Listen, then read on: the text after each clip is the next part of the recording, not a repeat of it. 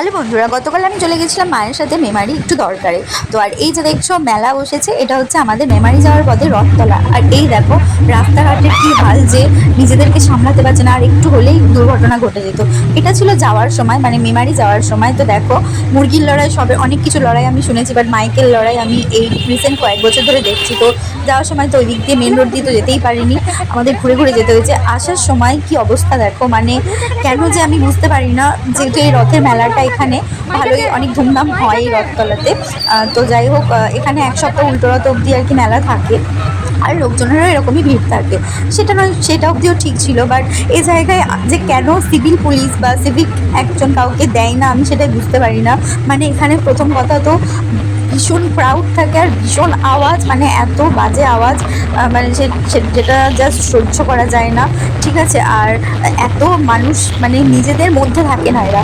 তোমরা সেটা নিজেরাই দেখতে পাচ্ছ, যেখানে স্বাভাবিকভাবে সব জায়গাতেই এটা হয়ে থাকে। মানে আজকাল এটা ট্রেন্ডিং হয়ে গেছে, মানে কিছু একটা উপলক্ষ করলেই আর কি শুরু হয়ে যায় এদের। তো তোমরা এই পরিস্থিতিটা দেখতে পাচ্ছ, খুবই খারাপ অবস্থা। মানে একবারও মানুষজনের অসুবিধার কথা ভাবে না, যে এইভাবে পথ আটকে এরকমভাবে মাইক নিয়ে লড়াই করা, আর এরকমভাবে মাইক সারা রাস্তায় জুড়ে মাইক রাখা।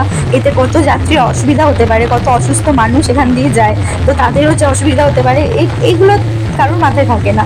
তো এই জিনিসগুলো আমার সত্যি খুব চোখে লাগে, খুব বাজে লাগে।